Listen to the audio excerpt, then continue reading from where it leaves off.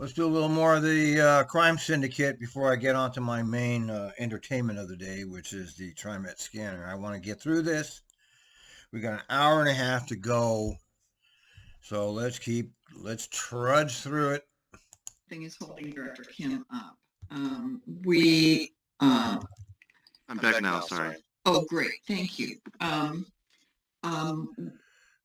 We have the second reading on Ordinance 367, and it's regarding service changes related to TriMet's January 22 service reduction. I'll ask General Counsel Shelley Devine to read the ordinance by title only. Thank you, Ms. Board President. Ordinance number 367 of the Tri-County Metropolitan Transportation District of Oregon, adopting January 2022 service reductions and revising route designations. This is the second reading. And let's point out right away that there's no public hearings on this. This is another example of the owners of TriMet, which is, I call them the criminal class, because they own your transit system, not you, made decisions that kept you out. They kept you out of their decision-making process. Let's see what it says here. Ordinance 367 adopts necessary service reductions temporarily initiated and revises the route and early due to the COVID pandemic. No, let's get that straight. It was due to the government interference in our lives that destroyed everything around us, including your transit system. The pandemic health threats and absence of riders instituted a system-wide emergency service reduction, but they didn't reduce anything else, folks. No capital projects were reduced, just your service, which is enough evidence alone to know that this is a con job, because nothing else changed. They didn't cut 20% of the executive staff. They did get rid of a lot of drivers, or they didn't replace them, but they didn't get rid of any of their own people. Due to the emergency nature, you fucking liars, and the potential that the changes would not be in effect for longer than 180 days. In August, TriMet was able to restore 90%. Yeah, sure you were. As a result, the board held the first reading of public hearing service reductions, which restored restoration going forward. The second reading occurred in February 21st. By the end of 2021, it became clear that TriMet could not fulfill the service levels due to an unprecedented high level of bus rider operator resignations, retirements, and firings. Okay, they missed that, because I know several people that were pushed out during that time. You know how I feel about this. This is all an engineered collapse. I really believe that. I'm sorry. I know that everybody will hate me for it. Therefore, on January 9th, TriMet reduced service to the 80%. I don't even know if it's that, man. It's so bad. TriMet has pursued numerous strategies to attract new bus operators and retain existing. Hey there, Bear. Hey. I'm doing a video here, so how was it? Did you go to the lake? No. Incentives included a $7,500 signing bonus. No, it's a retention bonus. Additionally, yeah, they did give them $1,000. That's true, and are eligible to receive $500. All right. Well, let's listen to the crap. Thank you. And Mr. General Manager, following our first reading and public hearing, is there anything you'd like to add to the record? Thanks, President Simmons and Board. As I mentioned at the April Board meeting, this ordinance allows for an extension of our January service reduction, which was an emergency action directly in response to our operator shortage. This ordinance is necessary to help with schedule reliability as we continue to build back our operator ranks. Build back. He said the build back word, everybody, but he's not building anything back. He's destroying it. There's no building back. With that, I pass it back to you. That's it. Okay. We're going to build it back, folks. I already told you that we already know that they're going to restructure this transit system. We already know that. They're not announcing it. They're keeping it secret. But we already know that because we watched another board meeting where they talked about it. The public doesn't know. Only 10 people know. Only 10 people bother watching this. So, thank you, General Manager Basu. I'll now pose the question to the board. Are there any other questions or further discussion regarding Ordinance 367? Seeing no hands raised, I'll now ask the General Counsel, Shelley Devine, to hold a roll call vote. yeah, I'll be done in about a half hour. I'll start with Director Way. Aye. And Director Edwards. Aye. Director Bauman. Aye. Director Lewis. Aye. Director Kemp. Aye. And Director Simmons. Aye. Ordinance 367 passes unanimously with 6 Whoa, votes. it's unanimous, folks. You get fucked by a unanimous vote of your board. They said, fuck you to all the riders. Sorry, we're not going to do anything about it. We're just going to vote your cut. And that's how it goes in America. Noting that one is absent. Thank you. Thank you. The ordinance is adopted. Now we're going to move into an opportunity for discussion, and I sent you all an email so that you'd have some time to think about this prior to the meeting. What? But we've concluded the resolutions and ordinances, and before we adjourn the business meeting, we are going to have this conversation about the future of board meetings and how board members attend those meetings. Okay. One thing, as I indicated to you in our email, was that we've learned since the pandemic is that hybrid meetings, which combine in-person and virtual attendance, are technologically feasible. The two questions to consider for our discussion: do we as a board want to make available a virtual attendance option for board members even when meetings are regularly held in person? If so, do we want to set any parameters around when the board member should attend in person or can attend virtually? Once we have discussed that, Why even bother with these meetings? Why don't you just have the general manager come out every month and announce what they're going to do? Because we already know that it's all rubber stamped. The board is useless. They don't do shit. It's all the general manager and his cronies. They do the transit system. They run the transit system. They make all the decisions. Why have a board meeting at all? Okay? That's my opinion. Just get rid of it. Abolish it. let's also discuss under what circumstances a board member's absence from a board meeting or a scheduled committee meeting on which the board member serves is to be considered excused and unexcused. But before we get started, I'm going to ask the TriMet General Counsel, Shelley Devine, to provide us with the legal framework for this discussion. Legal framework. Thank you. President Simmons. And good morning again, board members. As some of you know, last year the Oregon legislature passed House Bill 2560, which amended the public meetings law contained in ORS 192.670. Specifically, in pertinent part, what that did was it provides that when a public agency like TriMet allows for in-person oral testimony from the public, that we also need to make a virtual or an electronic option available as well. And obviously, TriMet has been complying with this throughout COVID and the pandemic because we've been conducting our own board meetings electronically. But I think based on some comments that we received. Yes, the rest of the world is suffering in person, but you elites, rules for thee, but not for me. And it plays right out at the TriMet. This morning, I think during public forum, they'll be happy to hear that that we will be equipped to provide that electronic participation option for oral testimony when we again return to in-person board meetings. So that said, ORS 192 and HB 2560 are both silent with respect to whether or not board member participation in board meetings can or should be done electronically. And TriMet's enabling statute, which you're all familiar with, ORS 267. You can look for some of that, like, plant killer stuff, see if they have any. Board members will meet monthly at a time and place set by the board.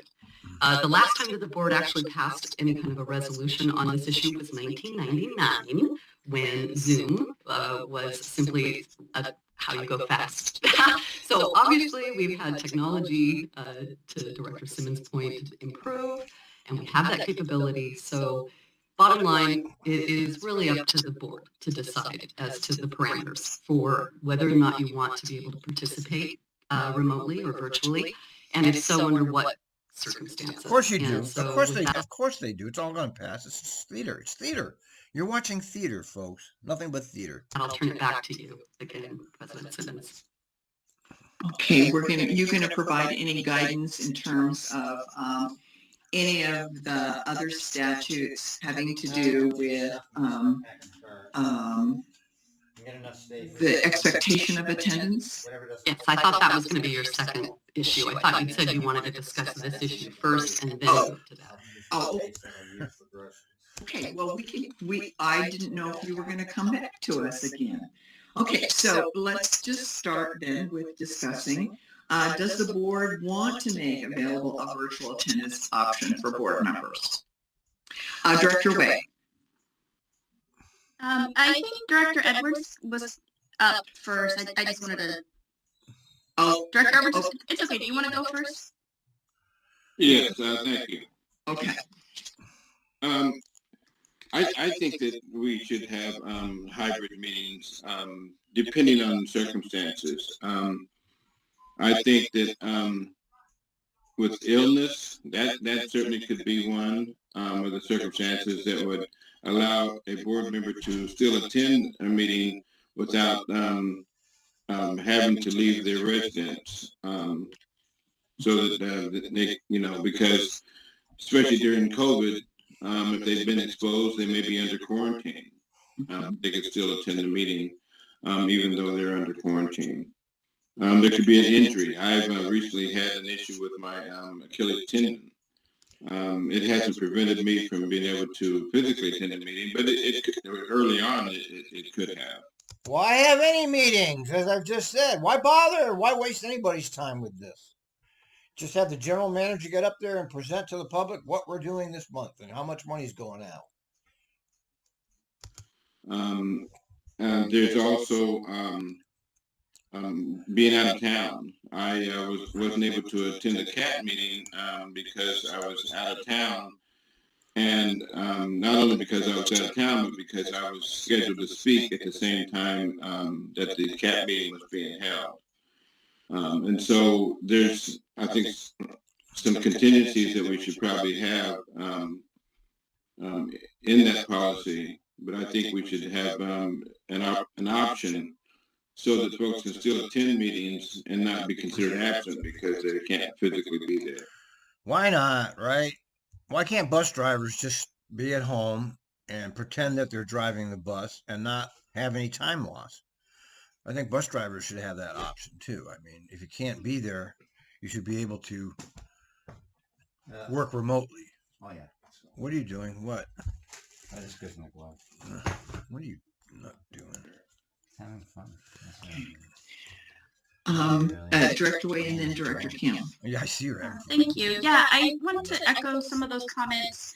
I just think that right now, COVID cases are still high. There isn't a week that goes by where I have not heard of someone just in my personal circle or network who isn't dealing with COVID issues. So I think that first and foremost, I think what might make our decision clearer is following some of the health guidance that the county, particularly Multnomah County, has put out, because we are hosting, I think, the majority of our meetings still in downtown. So again, I think, sort of adhering to some of their public health guidance. But I do agree with Director Edwards. I just feel like, if this is something that maybe we can revisit 6 months from now, after we see more of a decrease in numbers, to go back to in person, I'm open to that. But I think between now and just for the next 6 months, I would personally feel comfortable providing having a hybrid option. And I treat this board role, as I'm sure many of you, very seriously. We are all appointed board members to do a public good, and but we ourselves also need to be healthy and well in order to serve our communities and serve the public. So, I know if I'm sick, right? What does your work say? Don't show up to work. Take a sick day. We don't have sick days here. We're all volunteers. But hopefully we can be gracious and understanding with one another to, yes. If someone is sick and they can't make it. But if they're able to participate and be in person, I think that should definitely be an option. Mm-hmm. Thank you. Director Kim?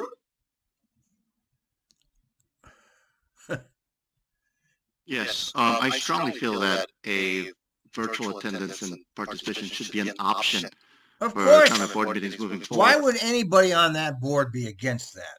Okay, it's only to their advantage. For board members and the members of the public.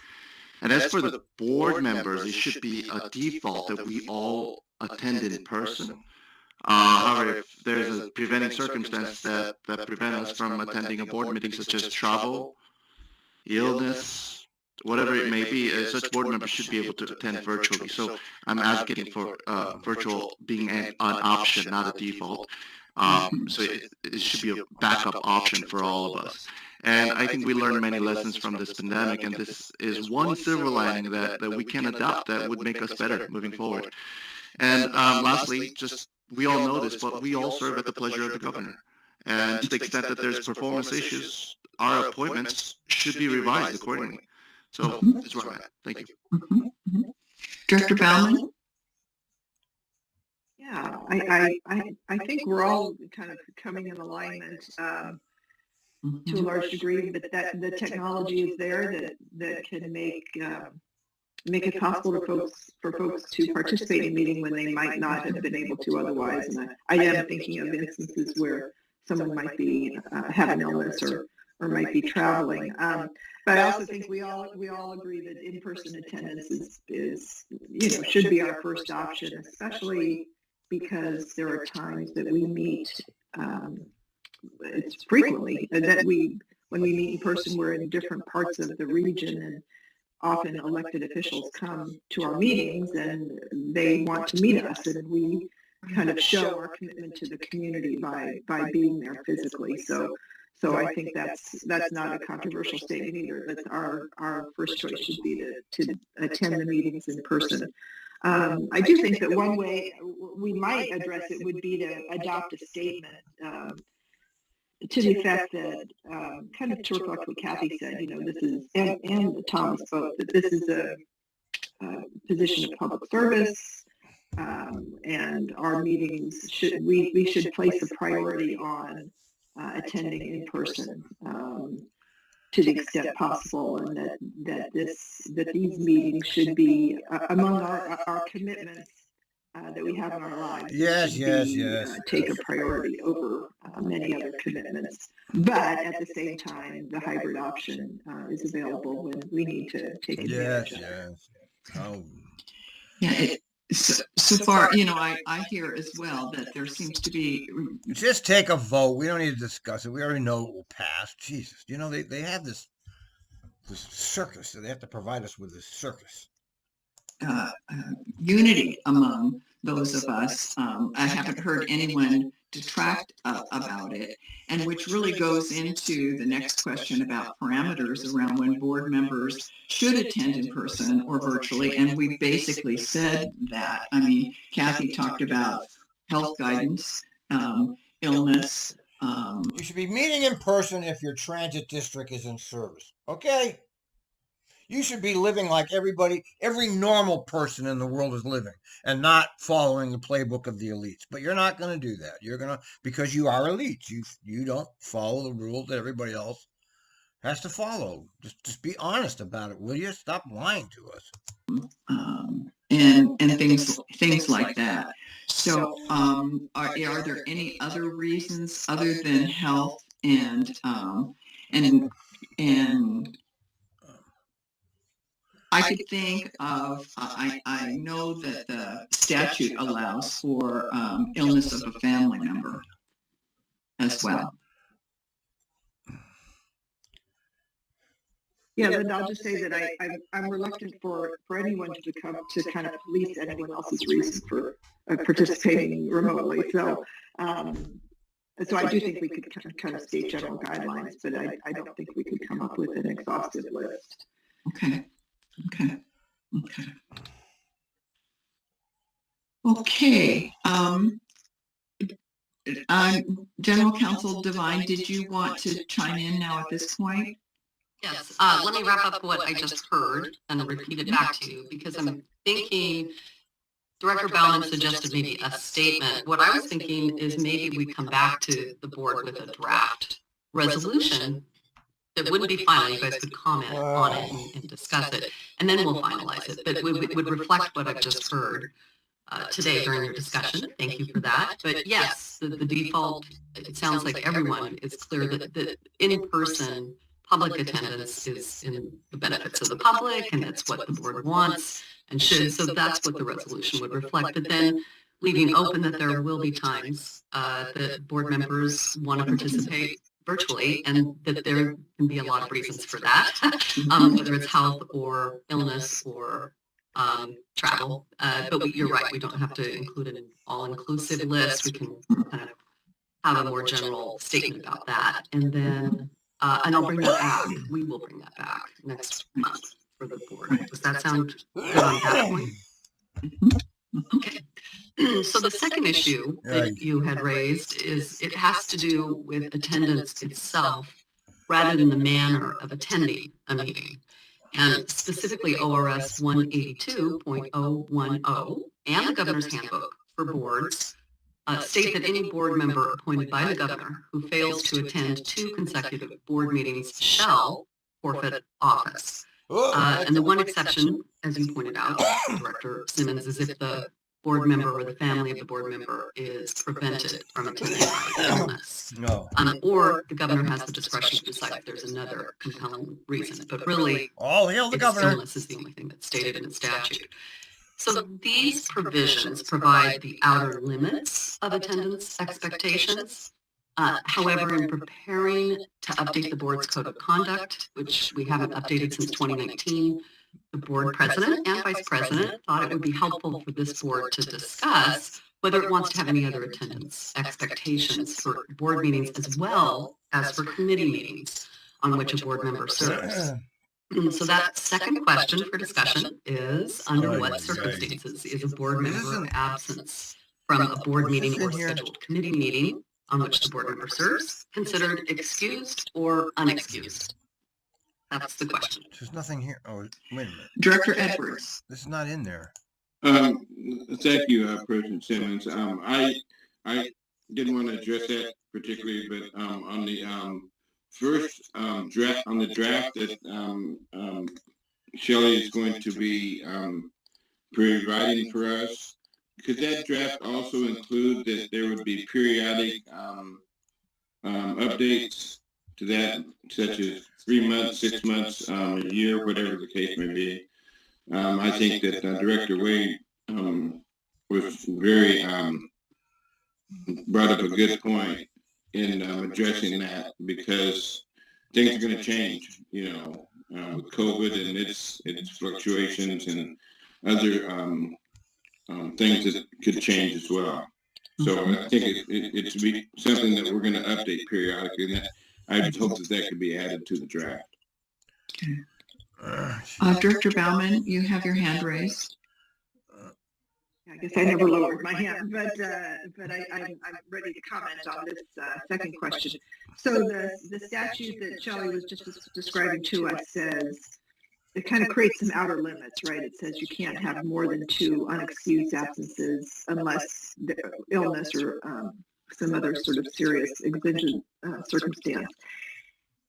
And to me, really, this hinges on what's excused and what's not excused. Ridiculous. And again, I want us to, treat each other as adults as we are, and I don't think we should be policing kind of put too much inquiry into what's excused or not excused. It seems to me that what the statute is getting at is if you're a no-show, if you show up without giving any advance notice that you won't be there, then that counts as an unexcused absence. And under any other circumstance, if you tell the appropriate people in advance that you won't be there, that's excused, regardless of what the reason might be. So that's how I would interpret it. That it's a no-show prohibition. And I think we could write a policy, or the policy that we're going to potentially approve could say that if you're not going to be there, give as much advance notice as possible, and that would count as an excused absence. I see Director Lewis, but Director Kim has had his hand up. I don't know if that's still up for a reason or if he just hasn't taken it down. Yeah, sorry, never put it down. Okay, and so Director Lewis. Thank you. I agree with Lori to actually remove the vague language. No-show is a no-show. We know what that means, if it needs to be defined, meaning no contact. And I think that's clear. If we step up as adults and provide a reasoning of a future surgery, I think that's not, you're not sick, but it does. This is the kind of nonsense they have at the board meeting. This is nonsense. How are we going to meet? Can we come virtually or come in person? I mean, for crying out loud. Have the potential to change an outcome after surgery of what, to affect any meetings that you're going to. So the list can be endless. But I interpret it the same as Lori, Director Ballman, that no-show means, and if you have 2 no-shows, then, next steps. But I would put that language in there. Director Way, any comments? No, I think I generally agree with what everyone has shared, and again, I think this is maybe an annual thing that we can revisit. Not saying we need to change the policy every year, but just something that we think we just do for good board governance and oversight. But yeah, I think the only thing, or the only maybe just additional lens or perspective that I would bring is, that we are the current board right now, right? So we bring different professional experiences, lived experiences. We are of different ages, and so so I'm kind of thinking, right? Like, what if this board changes, and it will change inevitably? When again we get reappointed or there's new folks that come in. So I guess what I'm trying to say is I'm thinking about, future board members, again, who might be working parents or, have childcare issues or you name it. Just, again, bring all of their other different life experiences to this position. And I don't have an answer, but I just wanted to raise that up, that, thinking of 1999 and that board and how, our board has become more diverse in so many ways. And, thinking about 20 years from now, right? Will we have more young people? Will we have more folks with disabilities on this board? Who has disabilities thinking about, on the board? Again, how we show up could look different. So just wanted to think that. Yeah, I think that's where reviewing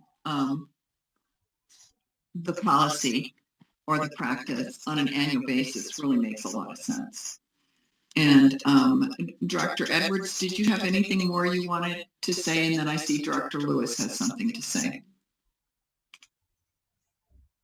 I agree with the comments that have been made thus far. I think it's something that needs to be flexible, evergreen, so that we can revisit it periodically, and certainly so that we're not making a policy that's going to affect future board members that they have to come back and change, unless they're just changing it because of things that have changed in the in the whole environment. So other than that, no, I think that we're looking at this in the right way, and I think it should be, like everyone has said, we are adults, and we're not missing meetings just because we're going to a poker tournament or something. We're if a meeting is missed, it's because someone has a legitimate reason. And as Laura was saying, if it's legitimate, it's legitimate. It's not for me to judge whether it's someone else's legitimacy or not. And I'll just be real candid that another board that I'm on, I know people have missed meetings because their pet has gotten sick and they had to deal with that, and that was very important to them. And so I'm not the one to judge and say, well, gee, it's a dog, a cat, or whatever. That's legitimate. Yeah. I agree. I agree on that point. And Director Lewis. Oh God. I do not know if this is the correct time to mention this, but the points that we're making has to do with our own behavior. But what about the facilities that we're choosing? I mean, Lori mentioned the, access, for wheelchair and other devices, the ability to have and connect, through Zoom. And I think that carries the ability for us to actually meet, whatever resolution that's put together, but we can all fail if we're choosing facilities that do not comply. So I think along with that, the facility and our choices has a lot to do with it as well. Mm-hmm. Thank you. Okay. General Counsel Devine. Well, Do you want to summarize? That was I painful, do. wasn't it? I've had enough of this. I don't know about you, but Jesus. Who fucking cares? Why are you dragging this out over and out?